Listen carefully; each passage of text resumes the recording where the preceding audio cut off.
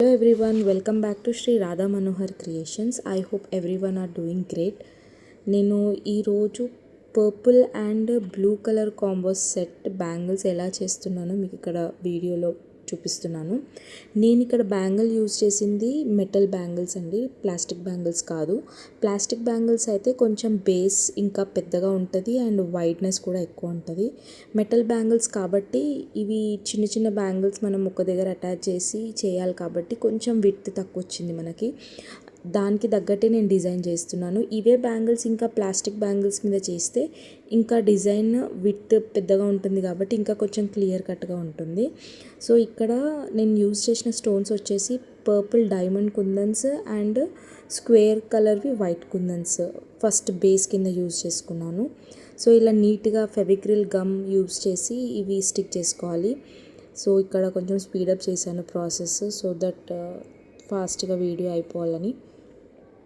So ఇలా క్లియర్గా అన్ని కుందన్స్ నీట్గా అటాచ్ చేసుకోవాలి.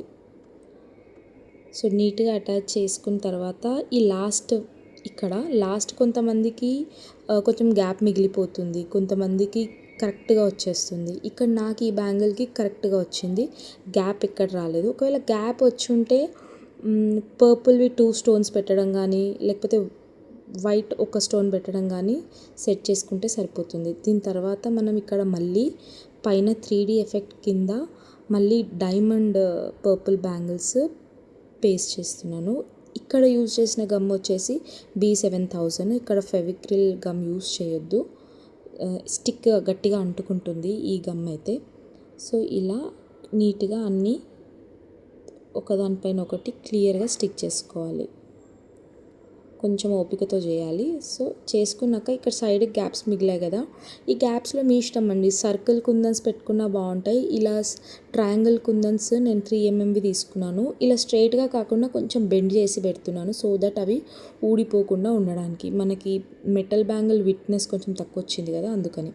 అండ్ దెన్ ఇక్కడ లాస్ట్కి పైన నేను ఈ మ్యాట్ గోల్డెన్ పర్ల్ సర్కిల్ది కుందన్స్ ఇక్కడ అంట పెడుతున్నాను ఫైనల్ లుక్ కోసం. సో ఇక్కడ క్లియర్గా నీట్గా స్టిక్ చేసుకోండి. కొంచెం గ్యాప్ ఇవ్వండి, ఆరబెట్టి చేసుకుంటే ఇంకా బాగుంటుంది. నేను వీడియో ఎడిటింగ్ కోసం అని వెంటనే చేసేస్తున్నాను సో దట్ చేసేటప్పుడు కొంచెం డిస్టర్బెన్స్ అయ్యింది నాకు.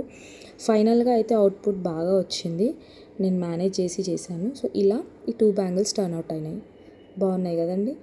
అండ్ దెన్ నెక్స్ట్ మనకి దానికి కాంబోలో బ్లూ కలర్ బ్యాంగిల్స్, ఇవి కూడా నేను మెటల్ బ్యాంగిల్స్ 2 బ్యాంగిల్స్ అటాచ్ చేశాను. దెన్ థ్రెడ్ వ్రాపింగ్ చేసుకొని దీనికి square blue kundans and same మనకి మ్యాట్ గోల్డ్ పర్ల్ కుందన్స్ స్మాల్ సైజ్వి తీసుకొని ఇలా డిజైనింగ్ చేసుకున్నాను.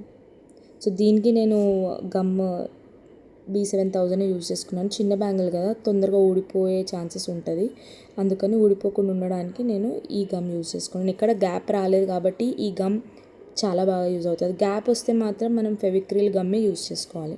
ఇక్కడ ప్రాసెస్ మళ్ళీ స్పీడప్ చేశాను నేను సో దట్ వీడియో ఎక్కడ బోర్ ఉండకుండా. సో ఇలా ఈ 4 బ్యాంగిల్స్ టర్న్ అవుట్ అయినాయి. ఇప్పుడు టోటల్ కాంబో చూడండి, ఇలా వచ్చింది, బాగా వచ్చాయి కదండి. Yeah, thank you so much.